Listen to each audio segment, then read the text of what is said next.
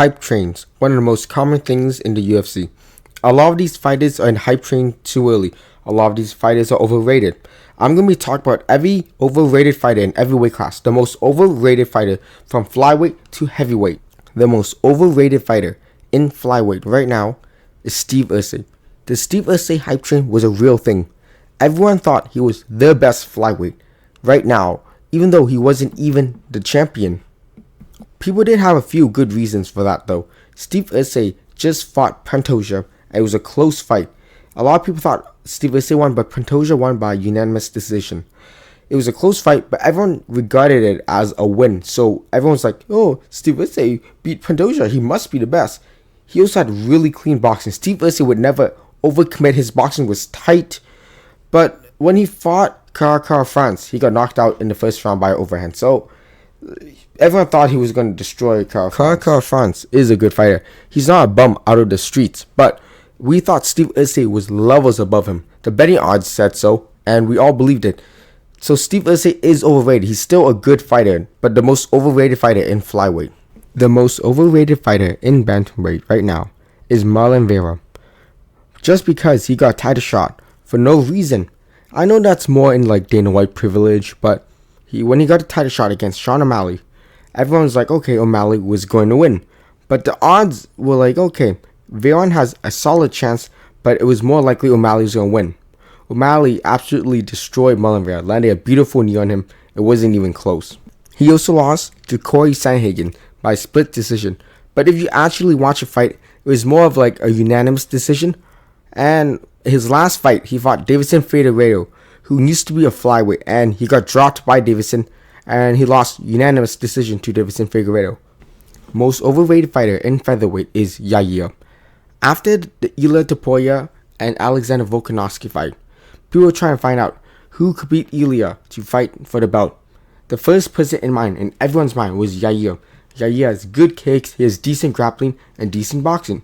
All Yair had to do was beat Brian Ortega. He lost to Ortega, and what the conclusion was, Yair is pretty good at everything, just he doesn't have good fight IQ. Something about him, he just doesn't make good decisions in the octagon, and that's what's holding him back. After that performance against Ortega, we all know Yair is not championship level.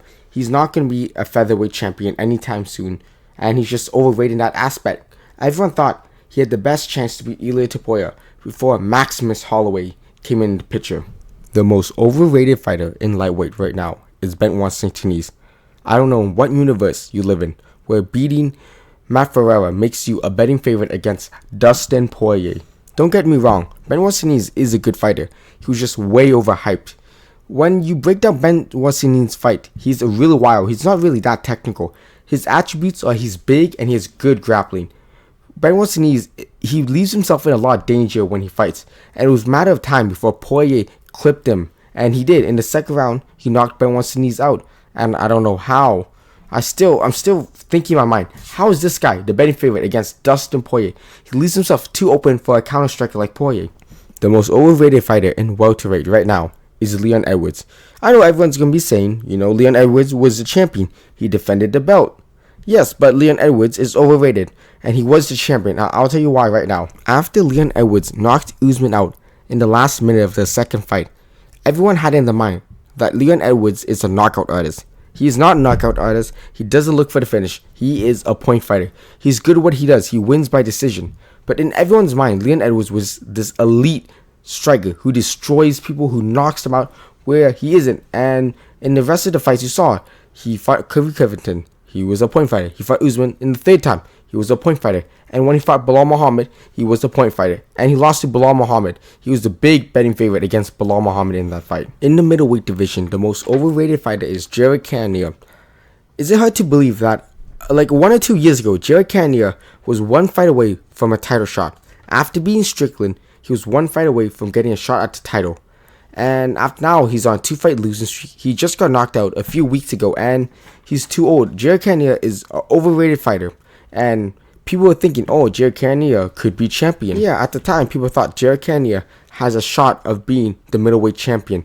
Now, looking back, people were overreacting at the situation of him getting a win against Strickland, which Strickland won that fight, if anyone who actually watched the fight and scored it properly. The most overrated fighter in light heavyweight is Johnny Walker. Most people are going to say, Johnny Walker is not even that good. He's not high in the rankings at all. Yeah, but everyone's forgotten. Johnny Walker at one point was considered a top contender. Everyone forgot Johnny Walker fought Magomed Ankalaev for the #1 contender. He got a few wins back and was climbing the rankings and fought Magomed Ankalaev. And he lost the fight, and after that fight, he started losing, man. He lost to another guy. Then he just got knocked out a few weeks ago, clean out, and I don't see anything for Johnny Walker as a top contender anymore. He's not technical enough. He's just athletic and he's explosive. And I think that's all he has. The most overrated fighter in heavyweight right now is Curtis Blaydes. Curtis Blaydes, when he fought Tom Aspinall for the first time, Tom kicked Curtis and blew his knee 15 seconds into the fight. The fight just started and it was just a freak accident by Tom Aspinall. But all the casual remembered it as Curtis Blaydes beats Tom Aspinall, but that's not what actually happened. After that, Curtis Blaydes had a few more fights, and when he beat Jotun Almeida, people were like, okay, Curtis Blaydes is rounding up his game. He's becoming a more well-rounded fighter, and it was time for him to fight the interim champion, Tom Aspinall, for the second time. The betting's odds were really clear. Tom Aspinall was the favorite, but Curtis Blaydes did have a decent chance to beat Aspinall. It wasn't even close. Tom Aspinall knocked him out within a minute, and we find out Curtis Blaydes is good, but he's not title contention, and he's not heavyweight champion worthy. And a lot of people said Curtis Blaydes could have been champion. That's what makes him so overrated. If you like this video, you're definitely going to like my last video on why Dana White is glazing John Jones, Dana White's little secret. If not, comment down below what you want me to talk about or any suggestions in the future. Like, subscribe, comment. I'll see you in the next one. Bye!